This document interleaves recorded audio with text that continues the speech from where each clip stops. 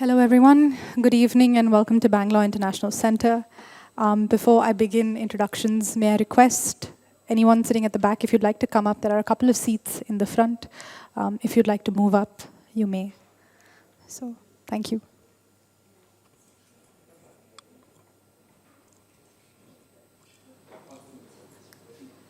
Great, thank you so much for being here.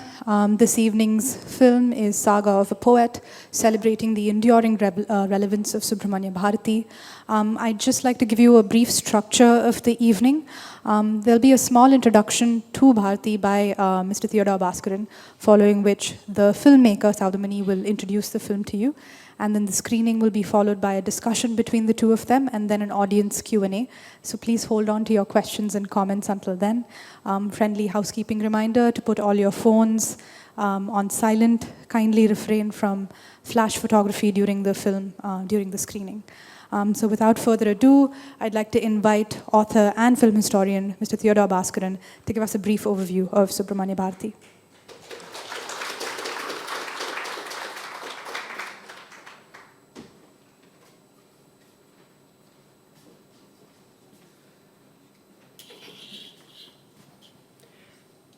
அனைவருக்கும் வணக்கம். புத்தாண்டு வாழ்த்துக்கள். Bharati is becoming more and more relevant as years pass by. He emphasized inclusivity. That is one major factor which makes him relevant now. He wrote a poem on Allah. He wrote one on Jesus. His works marked the beginning of modernity in Tamil literature. During the freedom struggle, there were many artists in India who were active in the movement. Writers, playwrights, filmmakers, musicians, and Bharati was one of the best known among them. He showed the way for using songs for political education. His poems, simple and direct, used the traditional modes of mass communication, like folk songs, to create political awareness. Bharati ushered in an awakening in the realm of Tamil poetry.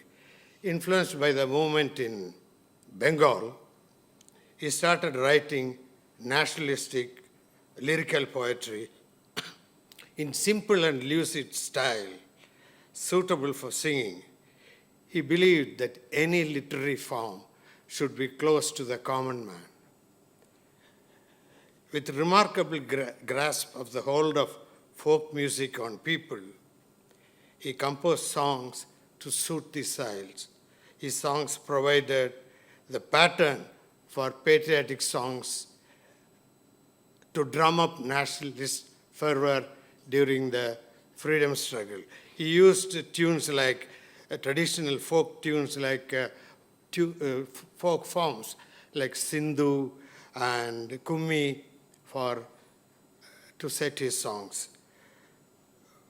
One of the earliest records we have of Bharati's political action was 1907, when he was at a meeting to celebrate the release of Lala Lajpat Rai in Marina.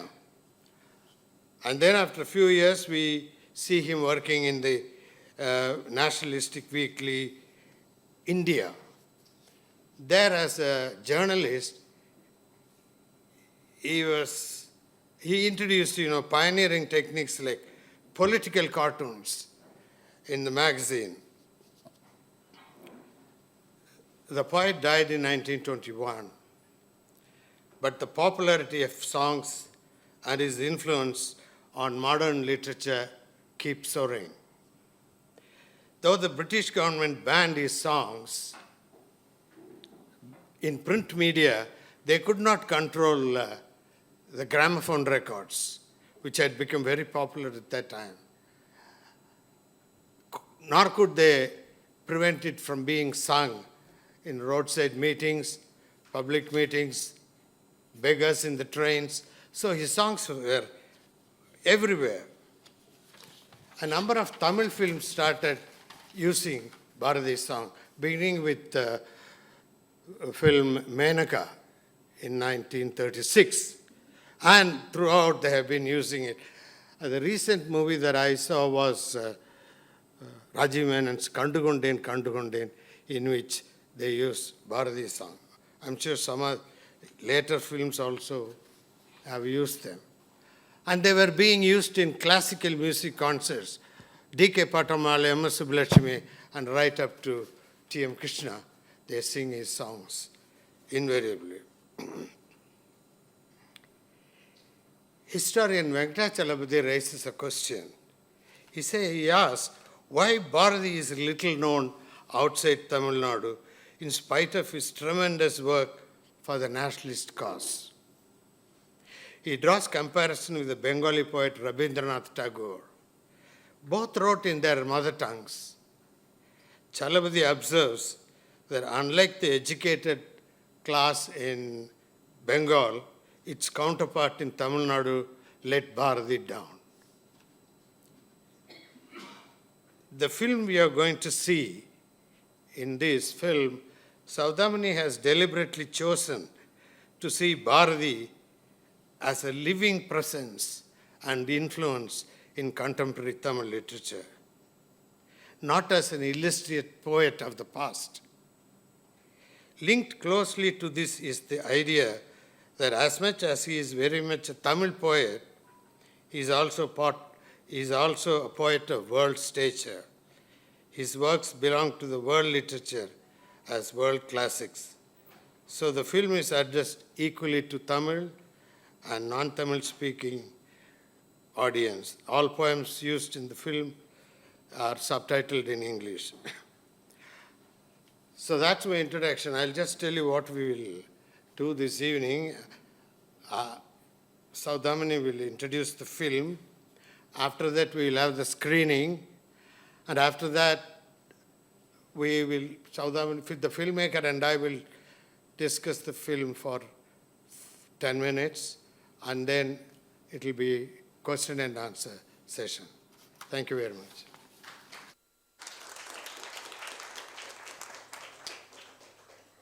Thank you, Mr. Bhaskaran. To introduce the director of the film, so Saudamani has a PhD in film and immersive media from Deakin University in Melbourne.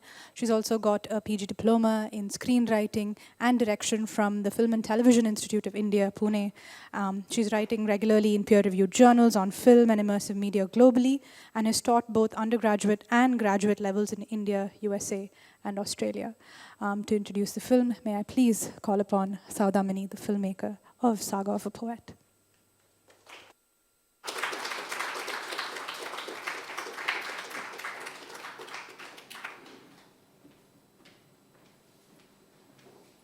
Thank you so much for coming, everyone, on a Monday evening. I'm not going to speak too much. Let's talk afterwards. I just wanted to it's like a statutory warning that it's not a typical documentary, because I think like Mr. Bhaskaran said, this idea that he is a living presence is also because so many of us still relate to his work so strongly. And some of the time, I've just introduced actors to enact some of his poetry, because there's so much emotion there that we can't just do interviews or commentaries to speak about him. So we actually have artists from across the range, music, dance. I've had a lot of support, because the Egmore Museum, which has the original handwritten manuscripts, they gave us permission to shoot it. And we shot at many of the places where he's lived. And for me, there's always this sense that when you visit that place, there's something of that spirit of the person that continues to remain alive. And so it's not a traditional documentary. It's not very different from fiction, actually. So please be open to whatever comes, and we can talk after. Thank you.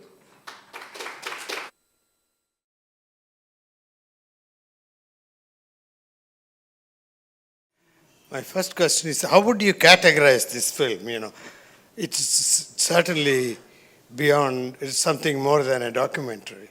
So how do you categorize it? Yeah, I think a word that even others have been using is either non-fiction or creative non-fiction, because you're working with facts, but you're sort of interpreting those facts, and you're trying also to bring the emotion that's within the facts so that it's not just information. So I think creative non-fiction.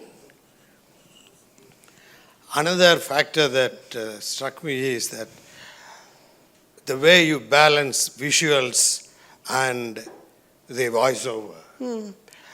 Because we are dealing with poetry here. And if the visuals are dominate, then you will miss the poetry. And if the poetry is strong, then you will miss the visuals. It's tightrope walking. Yeah. How did you approach that? I think it's very closely linked to the idea of translation, because I didn't want the visuals to illustrate the lines.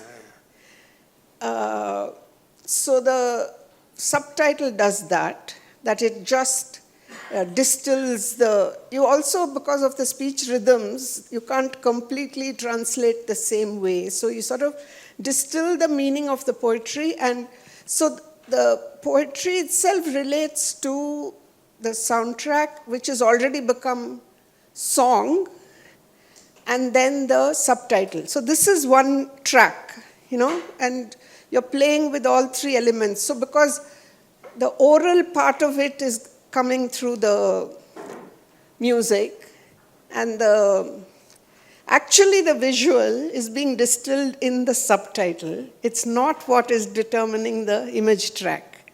Yeah. I think for me the images were more, one, sometimes they fix the context.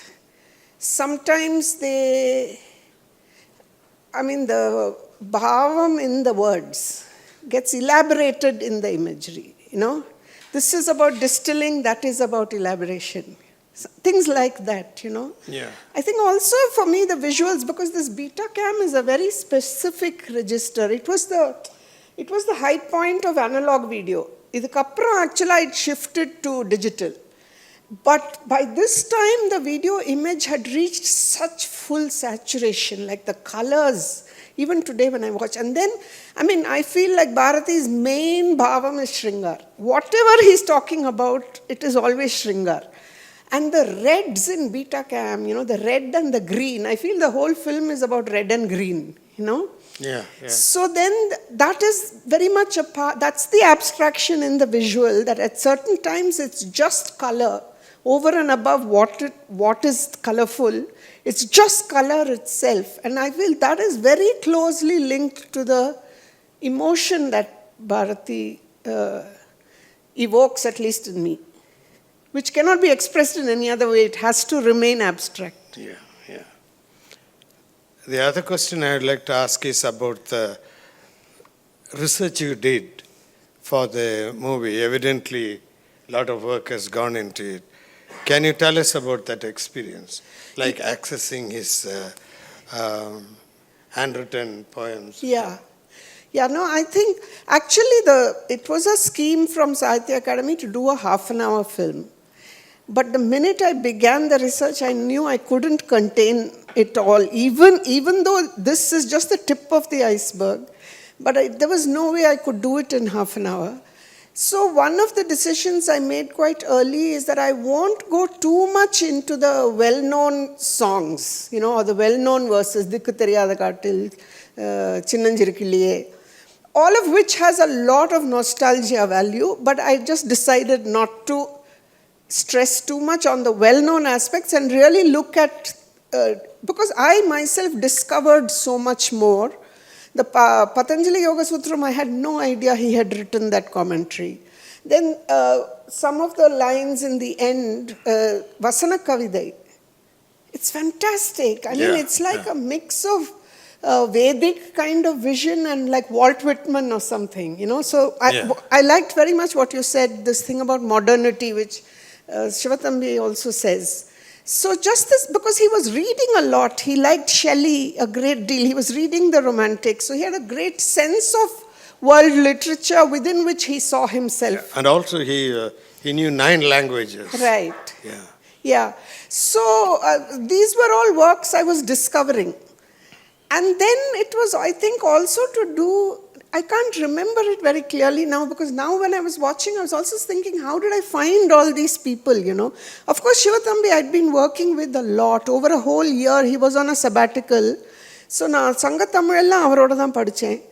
But even that Devanarayanan, the Panjali Sabadam, these were sometimes accidental meetings, and then a scene forms around them, you know? Yeah. So, Triplicane, of course, in that Triplicane library itself is where I found and it was just they only have a Xerox copy of that whole thing. Oh, they don't okay, have okay. the original text, Okay, you know? okay. But the other thing is, I'm just so happy, despite all his circumstances, that all the work has remained, you know? So, yes, I think it was just, and then it was, I think it was also interesting that so many people have a different perspective. Like Sanjay was very clear that he was going to talk, he was, in a sense, he was speaking of how, against Bharati almost, in the sense that Bharatiyar seems to have said, Carnatic music, like, why do they sing the same song? So, Sanjay took it as a challenge to say, we're not singing the same way, it may be the same songs, but it's, you know. So I think it's not just hagiography that he's this great poet. I think it's a very critical approach to understanding his verse. So, yeah, and then of course, Namirivar, because they gave me permission, because I can't also do too many films, you know. Yeah. So I decided to just stay with Namirivar. And luckily in that there is the romance and there is that Sringaram and the patriotism. Both come there. So I think it was like that. And then the folk and the classical. Pesumani was the one who sang the folk song. Yeah. I think I actually can't remember very clearly what that process was, but I just remember it was like even before I began the film, it was already huge, you know, just the research itself. So you shot it before the digital era. Yes. Which means there was a lot of limitations. Yes. You know, I mean, like, did it like film, for example? Yeah. Celluloid film. So yeah. Can you tell Yeah, us? my training in FTI was mainly in celluloid. So my first film was in 16 millimeter, second one was 35 millimeter. The MDR film was 35 millimeter. And then immediately after that, funding for especially documentaries stopped with film. Everybody was shifting to video because they said that it's easy to do. But then the picture quality, until it reached Betacam, the picture quality was not up to the standard at all, and the whole work process was very different.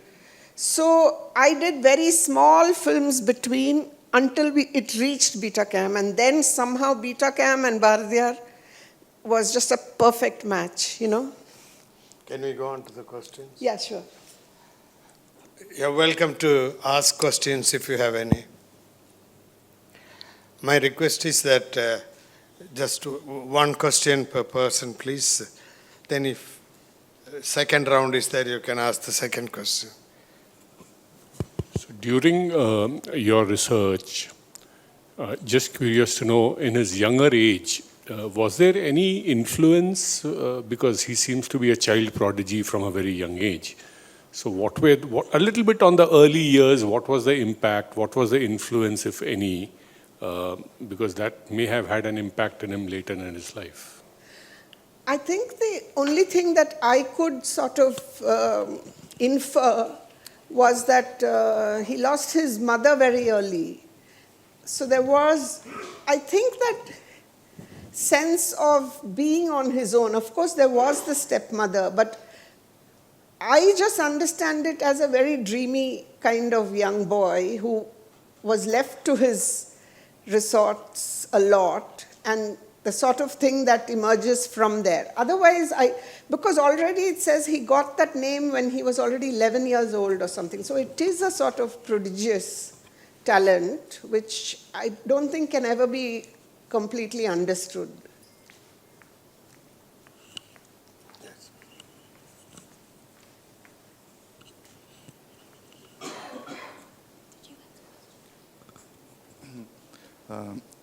This question is regarding Bharati is man of his times, right? So, but any idea how we got exposed to so much different things? He is a romantic. If you want to capture him as a poet, he was a romantic, right? He was a continuation of Shelley, as you mentioned. But he seemed to have so much of exposure, whole across. Where did he get this exposure? Especially for somebody who was born in a remote corner in the south of Tamilnadu, right? Any idea about? Maybe you can answer that better, but I think first of all, this idea of journalism and, coming into a world of letters quite soon, and I think he had moved away from Ettaipuram, and then he also traveled a lot. There are reports of him traveling to Banaras and meeting that sister Nivedita at that time. And then the Pondicherry period itself was very, very rich for him. He knew Aurobindo and had spent a lot of time there. And I think it's not so difficult to think of a poet actually learning from world literature. That is your resource, isn't it? That's how I would think of it. Yeah. Can you please elaborate about his last few years when he was so poor, and how it has affected his family, like in this Thiruvilayadal movie dialogue, like "Pirikka mudiyadhathu pulamayum varumayum." So can you please elaborate on that? I think it's interesting if you remember the Natesh's interview early, when he talks about this idea of this poet's ambition is never for money. And I think he does represent that typical struggling artist thing that, whether you call it a utopia or it's beyond high idealism, that it's I think Natesh says it beautifully, because it's not a typical reading, he sort of, where he says it is about a great sense of giving up yourself to the world, First of all, it is poverty. How do we understand why the world appreciates what it does and what it doesn't, So I don't think he was either, even though I end with the pain to fame, I don't think that was his ambition at all. His ambition lay somewhere else. And also the times there was so much ferment. So the, fighting for freedom became the sort of catalyst for all the change that he wanted about women, about labor, this idea that everybody has to be free. And that, in a sense, he's already anticipating freedom, in that dance with Kumari Kamala, the two double actions. So he's already reached that point, and he has already died in 1921. That means freedom's nowhere in sight, So I think it is that thing of not, if you look at it negatively, he wasn't very much in touch with reality. But on another level, he was in touch with it at such deep levels. I think it's that combination.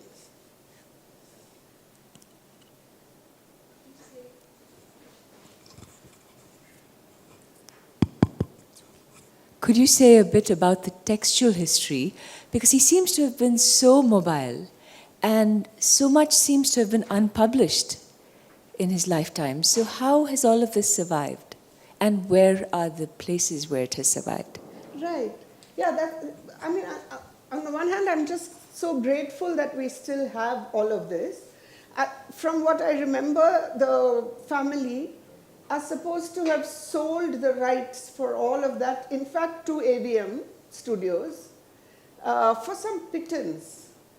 but they were clearly all handwritten. Of course, Shivatambi says the press had come, but he was not really publishing in his lifetime, as that small segment says, that he tried, he tried to collect money and tried to publish his own works. It didn't happen.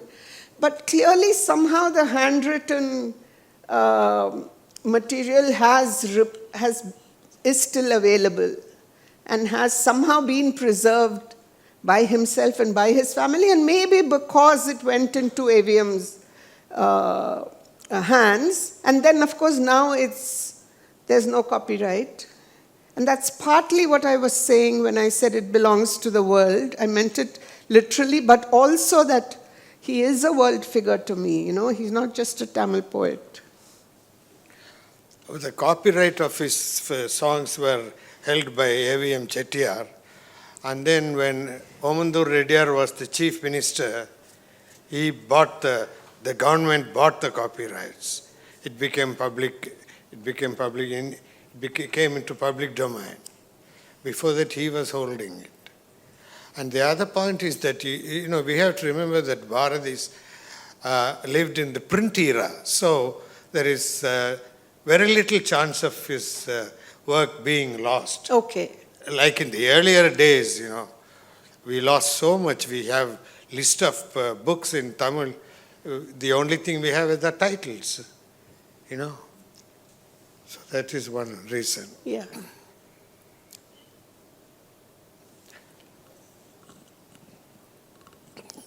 Yeah. If there is no other question, I think we will. All right.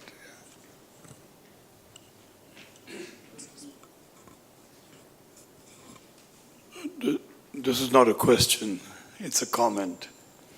I like the phrase you used about creative non-fiction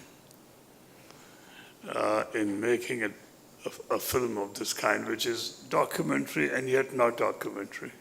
I love that phrase. I just wanted to let you know that we have the same challenges in documentary theater. It's a genre of drama where it's documentary in nature, but you have to be creative with the non-fiction. Right.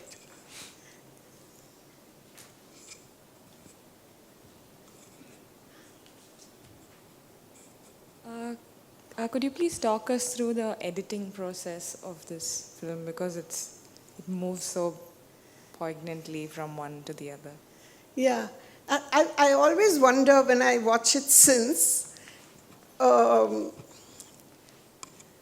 there's too much happening, but I've still not done full justice to his work, so there's always this sense that, because it's also the areas he's dealing with are just so different, and it's just all held together in his consciousness that he's been interested in all these things. So I have to find a form to reflect all of that, or some of it at least.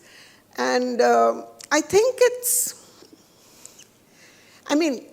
it is intuitive. It's not, you can't do this analytically, you can't. But I guess as I was reading, during the research, there were certain things that I said I have to do. And some of them, I could know immediately that this is how I want to show it. Because, these are all people, a lot of the people I know. So I know that this person, like I know Sanjay is the musician I want. I know Priyadarshini Govind is the Bharatanatyam dancer I want, because she can bring that sort of, that slowness of her abhinayam is very different. It's not a nritta thing, So there were certain sequences that I knew this is the poem I wanted to do, and this is the person I want to do it with. So certain decisions were made. Shivatambi was actually not planned, but he suddenly landed up. I'd already finished my first schedule. He suddenly landed up, and I said, can I shoot an interview? And he said yes, and he's just so prepared that way, And once I shot that interview, I realized that was going to be the spine of the film. that I could I didn't have to have him all the time, but that he could hold it together.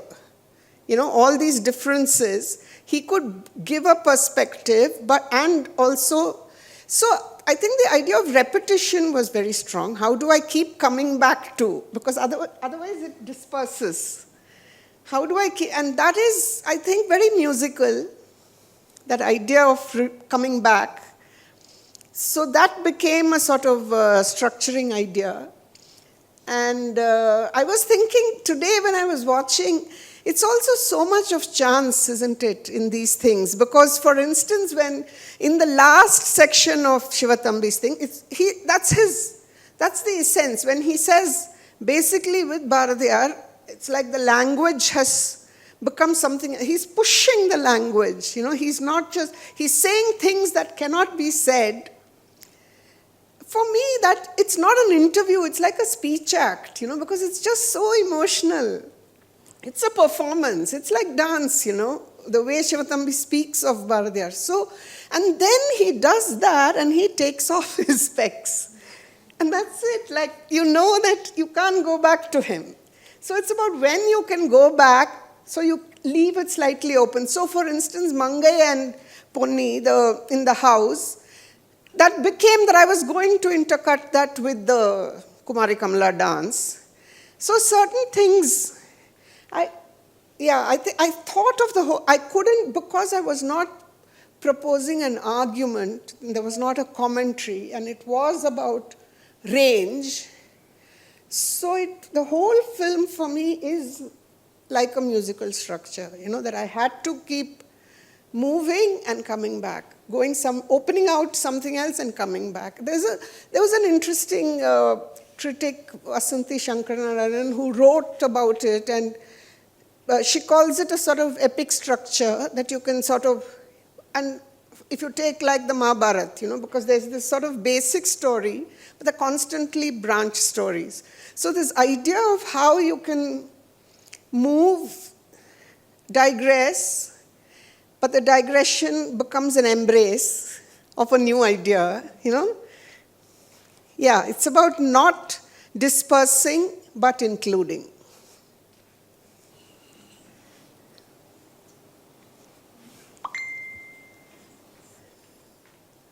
Hi, ma'am. I would like to thank you because I could get to know more.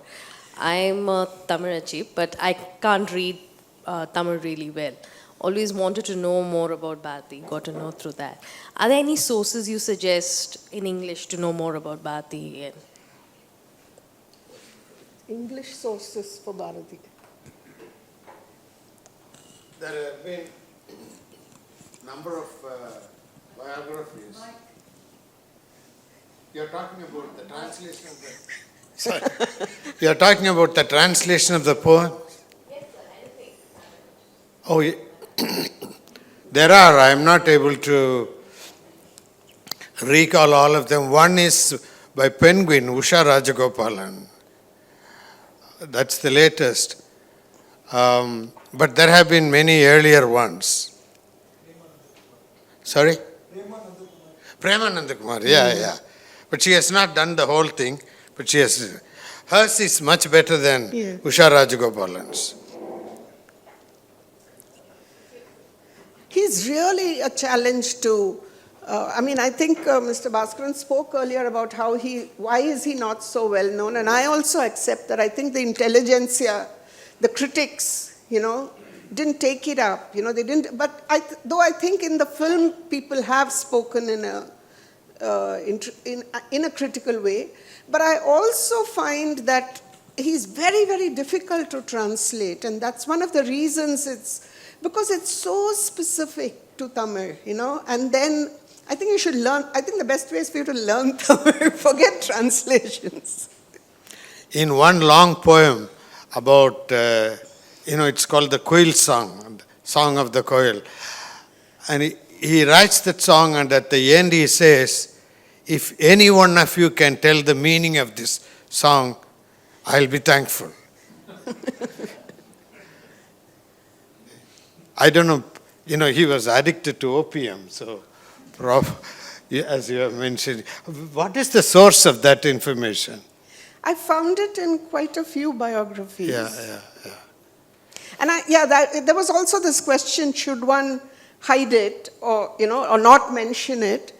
But I just decided to mention it. One, because I don't think it's up to us to make value judgments on what people do. And I don't think it in any way takes away from his poetry at all. Yeah.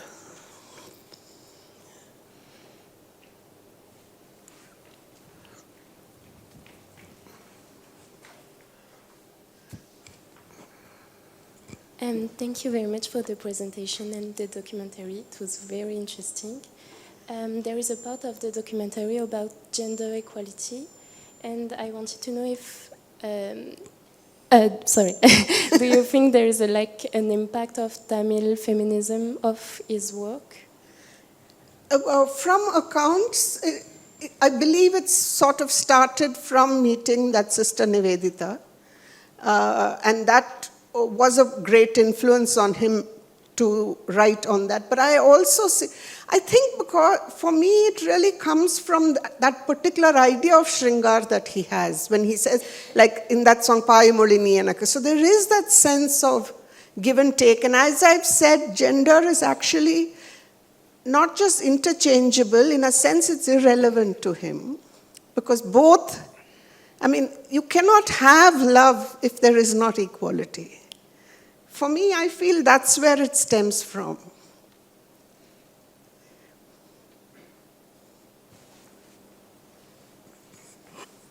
Yeah, I am an ardent fan, admirer of Bharati.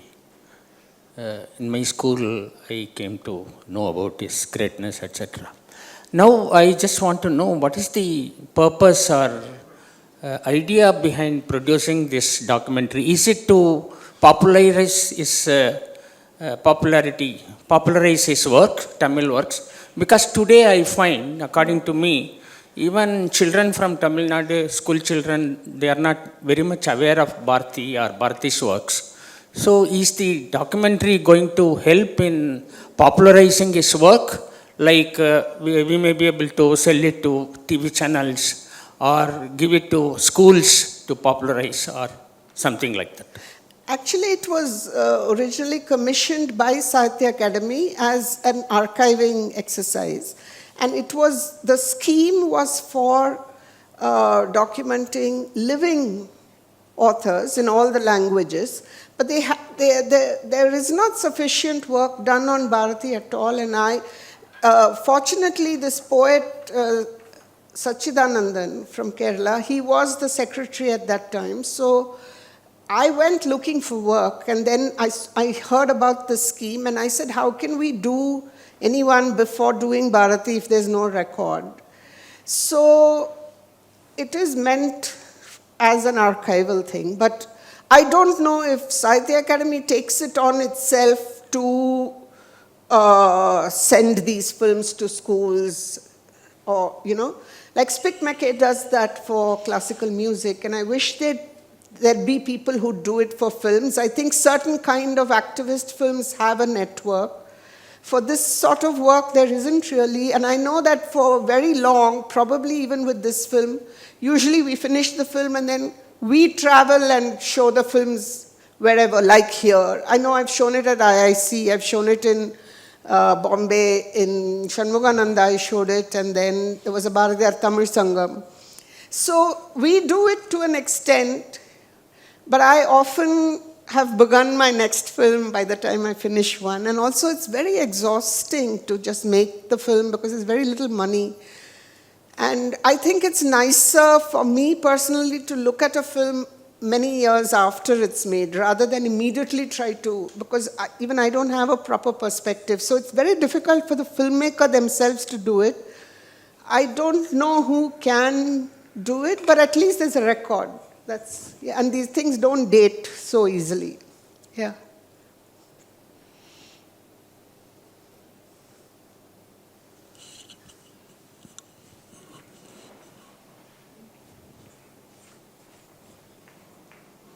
Anybody else with any questions?